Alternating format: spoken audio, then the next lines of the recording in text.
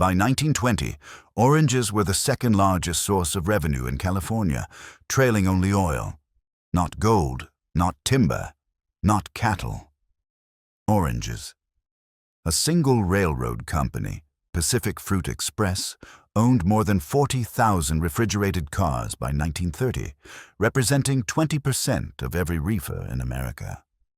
While Hollywood was selling you stories about gunfights and outlaws, the real conquest of the West was happening in ice-cooled boxcars rolling east at 40 miles per hour, carrying fruit that would have rotted in 3 days without refrigeration technology.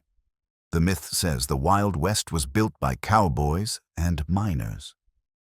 The accounting ledgers tell a different story. It was built by engineers who figured out how to keep oranges cold for 2,000 miles. February 14, 1886. Los Angeles. Temperature 58 degrees. A Saturday morning, 10 days before Ash Wednesday. At the Southern Pacific Depot on Alameda Street, 16 refrigerator cars sat coupled behind a locomotive, their ice bunkers packed with 4 tons of ice per car. 64 tons of ice total. The cars were painted a functional brown, their wood panels reinforced with steel strapping, built to specifications refined over 15 years of trial and error. Each car measured 36 feet long, the standard dimension because loading docks at packing houses across California were built on 36-foot centers. Inside those cars, 420 crates of Washington navel oranges, picked 3 days earlier from groves in Riverside and packed in wooden boxes stamped with grove numbers and inspection codes. The oranges had cost the growers about 8 cents per dozen to produce and pack. They would sell in Chicago for 40 cents per dozen if they arrived fresh. That was the gamble.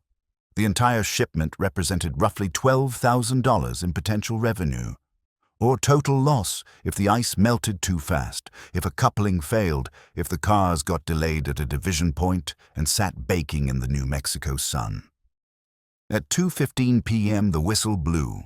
The train pulled out, heading east through the San Gabriel Valley, climbing toward Cajon Pass and the Mojave Desert beyond. That first orange train was not an experiment. It was the culmination of 20 years of incremental advances in refrigeration technology, railroad economics, and horticultural science. The Southern Pacific Railroad had completed its connection to Los Angeles in 1876.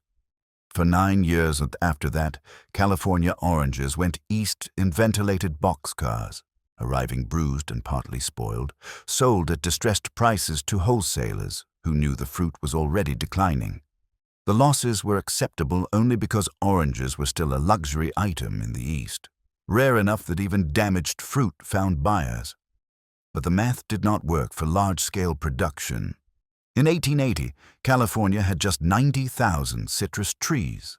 Growers knew they could plant millions more acres if they could solve the shipping problem. The railroad knew it could quintuple its freight revenue from California agriculture if perishables could survive the journey.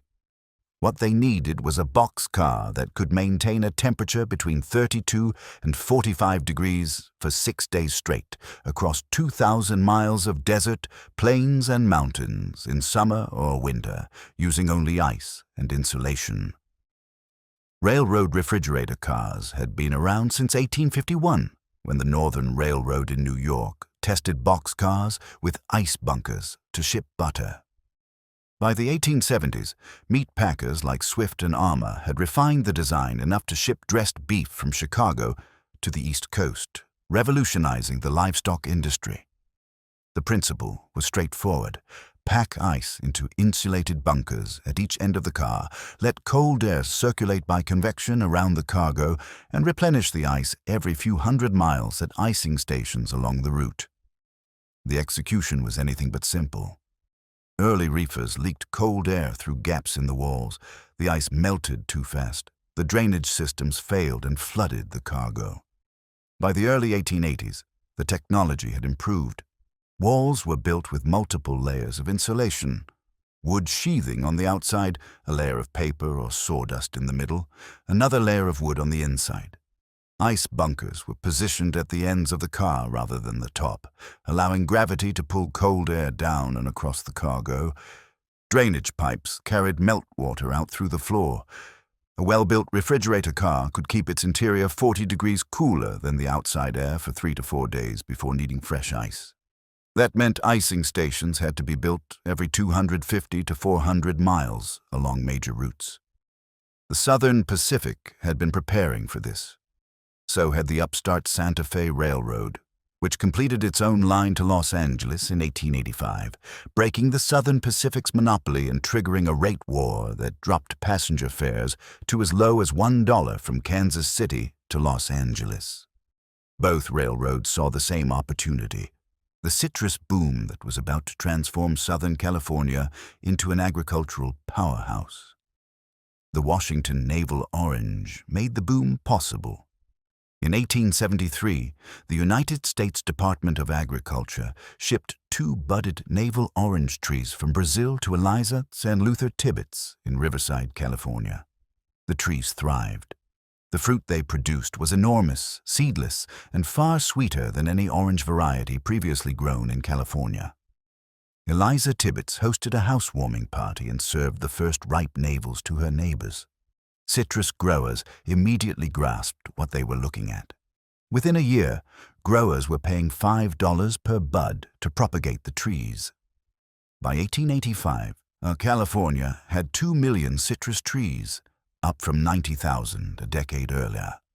By 1901, 4.5 million trees. The navel ripened in winter. The Valencia orange, introduced in 1876, ripened in summer and fall. Together, the 2 varieties allowed year-round production. All those oranges needed a market. The population of Los Angeles in 1880 was 11,000, not enough to absorb even 1% of the projected harvest. The oranges had to go east, where populations were dense and winters were long, and fresh fruit was scarce. But until refrigerated cars proved reliable, most growers were cautious about large-scale expansion. That first train in February 1886 was the proof of concept the industry needed. The train made it to Kansas City in 5 days. The oranges arrived in excellent condition. A second train load left Los Angeles in March, then a third. By the end of 1886, California had shipped more than 2,000 carloads of citrus east. The Southern Pacific and Santa Fe immediately began expanding their refrigerator fleets. By 1890, more than 2,000 cars were moving California oranges annually. Growers who had hesitated now planted groves as fast as they could clear land and drill irrigation wells. Towns sprang up around the citrus belt in the foothills of the San Gabriel and San Bernardino Mountains. Riverside, Redlands, Corona, Pomona, Ontario, Azusa. The names became synonymous with oranges. Real estate speculators bought up old ranchos, subdivided them into 10-acre parcels, and sold them to Midwestern farmers looking for a fresh start in California's endless sunshine. Land that sold for $100 per acre in 1886 was worth $1,500 per acre by 1887. Between June and August of 1887, $38 million in real estate changed hands in Los Angeles County, an amount greater than the total assessed value of the entire county that year. Not all of it was citrus land, but citrus was the economic engine. The boom was built on the assumption that refrigerated rail transport had solved the perishability problem, and for a few years, it seemed to have. But the system had vulnerabilities that would not become fully apparent until growers were all in on orange production. Refrigerator cars were expensive. A standard boxcar cost $800 in the 1880s. A reefer cost $1,200, 50% more. Railroads were initially reluctant to invest in large fleets of specialized cars that could only carry one type of cargo and sat idle for much of the year. The meat packers had solved this problem by building their own fleets and leasing them back to the railroads. The beef industry had the capital to do that. Fruit growers did not. In 1886, the Southern Pacific experimented with leasing refrigerator cars from Armour. the meatpacking giant that already dominated refrigerated beef shipments. Armour saw the opportunity and moved aggressively to control California fruit shipping the same way it controlled Midwest beef. The company negotiated exclusive contracts with the Southern Pacific, dictated icing schedules, set shipping rates, and extracted maximum profit at every stage of the supply chain. Growers found themselves squeezed. Armour charged them premium rates for refrigerated transport, but offered no guarantees. If a shipment arrived spoiled, the loss was the growers. If the railroads delayed a shipment, the loss was the growers. Armour's margins were locked in. The growers bore all the risk. By the early 1890s, California citrus growers were lobbying for alternatives. They needed a refrigerator car company that was accountable to them, not to the meat packers. The railroads, meanwhile, had realized that Armour was capturing profits that the railroads themselves could be earning. All the pieces were in place for a major restructuring of the refrigerated shipping industry. In 1901, Edward Henry Harriman, chairman of the Union Pacific Railroad, acquired a majority stake in the Southern Pacific Company, bringing both transcontinental lines under joint control. Harriman was a financier, not a railroad romantic. He saw that the California fruit industry was projected to grow exponentially over the next 2 decades, and that whoever controlled the refrigerated car fleet would control the profit margin on every orange shipped. In 1906, Harriman terminated the Southern Pacific's contract with Armour and announced the formation of the Pacific Fruit Express Company, jointly owned by the Union Pacific and Southern Pacific. The company would own, maintain, and lease refrigerator cars to shippers on a standardized rate structure. Pacific Fruit Express began operations on October 3, 1907, with a fleet of 6,600 refrigerator cars built by the American Car and Foundry Company. Every car was painted bright orange with black lettering, the colors of California citrus. The fleet would follow the sun, as company publicists like to say, hauling potatoes from the Pacific Northwest in the fall, oranges from California in the winter, and fruit from the Southwest in the spring. By 1930, Pacific Fruit Express operated 40,509 refrigerator cars, the largest reefer fleet in the world, representing 20% of all refrigerated cars in the United States. The company owned 18 ice manufacturing plants, producing 2 million pounds of ice per day at peak capacity. Icing platforms were built at every major division point on the Union Pacific and Southern Pacific lines, employing crews who worked around the clock during harvest season to restock ice bunkers on trains heading east. The scale was industrial, the efficiency was surgical, and the economic impact on California was transformative. By 1904, California was shipping 31,422 carloads of Washington navel oranges annually. That number does not include Valencias, lemons, grapefruit, or any other citrus variety, just navel oranges. At an average of 400 boxes per car, that was 12.5 million boxes of navels per year. At 40 cents per dozen retail in eastern cities, the total retail value of that single crop was approaching $50 million annually. The growers received about 30% of that retail price after freight costs, wholesaler margins, and retailer markups. That still left them with $15 million in revenue from navels alone. For context, the entire output of California gold mines in 1904 was worth about $18 million. Oranges were competitive with gold as a source of state revenue. By 1920, oranges had surpassed everything except petroleum. The official statistics from that year ranked California's top revenue sources. First, oil. Second, oranges. The gunfights and gold rushes that Hollywood would mythologize were economically insignificant compared to refrigerated fruit shipments. The economics of refrigerated shipping were brutal and precise. In 1914, freight and refrigeration costs accounted for 20% of the retail price of California oranges. and 31% of the wholesale price. That meant shippers had to move fruit fast and efficiently, or the margin evaporated. A refrigerator car leaving Los Angeles for Chicago traveled approximately 2,100 miles. At an average speed of 40 miles per hour, including stops for icing and crew changes, the trip took 5 to 6 days. The car needed to be re-iced every 250 to 400 miles, depending on outside temperature. That meant 5 or 6 icing stops between Los Angeles and Chicago. Each icing stop required 4 tons of ice per car, loaded by hand into the bunkers at each end. A train of 20 refrigerator cars needed 80 tons of ice at each stop. 400 tons of ice total for the complete journey. Pacific Fruit Express built ice plants at Roseville, Sparks, Ogden, Green River, and other major division points specifically to supply this demand. The ice was manufactured using ammonia compression refrigeration, the same technology that would later make household refrigerators possible.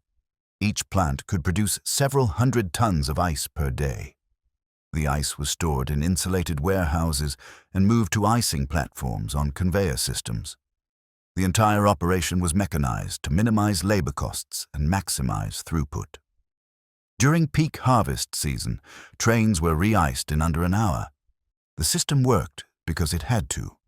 If a shipment was delayed, if the ice ran out, if the temperature inside the car rose above 50 degrees, the oranges began to decay. Mold spread fast in warm, moist conditions. A single, spoiled box could contaminate an entire car. Growers learned to inspect their fruit obsessively before packing, rejecting anything with bruises or blemishes. Packing houses developed standardized crates with ventilation gaps to allow cold air circulation. The entire citrus industry became a study in logistics and quality control, driven by the unforgiving physics of refrigeration. The social impact was as dramatic as the economic transformation. In 1880, Los Angeles had a population of 11,183. By 1890, it had 50,000. By 1900, 100,000. The city quadrupled in a decade, then doubled again. Most of the newcomers were from the Midwest and the East Coast, drawn by aggressive promotional campaigns funded by the railroads, citrus growers, and real estate speculators. They were sold on the vision of Southern California as a Mediterranean paradise where winter never came, where a 10-acre orange grove could generate a middle-class income, where the sunshine cured tuberculosis and asthma and every other ailment of industrial-era city living. The promotional literature was not entirely fraudulent. The climate was genuinely mild. Orange groves were genuinely profitable for those who could afford the land and the drilling of irrigation wells. But the vision of California as an agricultural Eden obscured the realities of the system that made it function. The citrus industry depended on massive infrastructure. Railroads, ice plants, packing houses, irrigation systems, all of which required significant capital investment. It also depended on cheap labor. Chinese workers had built the railroads. Japanese and Mexican laborers now picked the oranges, packed them, and loaded them into refrigerator cars. The growers were overwhelmingly white, Anglo-American, often transplants from Iowa or Ohio or Illinois. The workers were overwhelmingly non-white, often immigrants or the children of immigrants, paid a fraction of what white workers earned for the same labor. By the 1920s, the citrus industry employed roughly 1/3 of the workforce in Southern California. The profits flowed upward. The labor was extracted from the bottom. This was the economic structure of the California dream. The peak of the refrigerated citrus boom came in the 1920s and early 1930s. By 1925, Orange County alone had 77,000 acres of Valencia oranges in production. Riverside had achieved the highest per capita income in the United States by 1895, a statistic it maintained into the 1920s, entirely on the strength of citrus revenues. The city became known as the navel orange capital of the world. Towns across the citrus belt built cooperative packing houses where growers pooled their fruit for more efficient processing and shipping.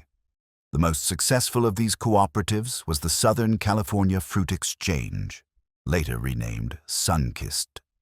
Founded in 1893, Sunkist pioneered modern agricultural marketing, creating one of the first brand names for produce.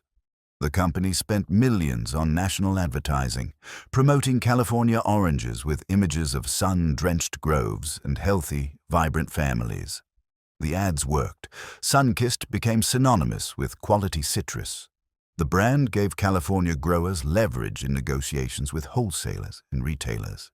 It also standardized quality expectations across the industry, forcing marginal growers to improve or exit. The efficiency gains were enormous. The social cost was invisible to consumers in New York and Chicago, who saw only the Sunkist label on a bright orange crate and assumed they were buying a piece of California sunshine. The system was not invulnerable. In January 1913, a catastrophic freeze hit Southern California, destroying entire groves and costing the industry millions of dollars. Growers responded by developing frost protection technology. Smudge pots, oil-burning heaters placed between the rows of trees to raise the ambient temperature during cold snaps. The smudge pots worked but filled the air with thick black smoke and left a residue on the fruit that had to be washed off before packing. The freeze also prompted research into more cold-resistant citrus varieties and more sophisticated irrigation systems that could flood groves with warm water during frost events. The citrus industry was constantly adapting, constantly investing in new technology to protect its profit margins. The refrigerator car was just one piece of a much larger infrastructure of agricultural industrialization, but it was the foundational piece. Without reliable refrigerated transport, none of the rest was economically viable. The orange groves, the packing houses, the irrigation systems, the cooperative marketing, all of it depended on the ability to ship perishable fruit 2,000 miles and have it arrive fresh. That capability did not exist before 1886. By 1920, it was so routine that consumers in Boston could buy California oranges in February without even thinking about the logistical marvel that made it possible. The refrigerated rail system began to decline in the 1950s. Refrigerated trucking offered more flexibility, faster delivery times, and door-to-door service that railroads could not match. By the 1970s, the railroads had largely exited the less-than-carload perishable business, focusing instead on bulk shipments of grain and coal and containerized freight.